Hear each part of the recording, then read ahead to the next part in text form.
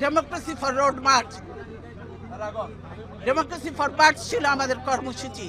তো গণতন্ত্র চাবেন না, দেশ রক্ষা করতেও চাবেন না, গোলামি করবেন, দালালি করবেন।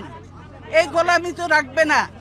লিন্দুব দর্জির ইতিহাসটা পড়ে দেখেন, সেও কিন্তু টেকে নাই বেশি দিন, তাকেও বিদায় নিয়েছে এত দালালি করে, দেশ বিক্রি করে। কাজে এই দেশ বিক্রি চলবে না হাসিনার, দেশ রক্ষা হবে ইনশাল্লাহ। দালালি বন্ধ করতে বলেন, আর হাসিনার দালালি করে লাভ হবে না।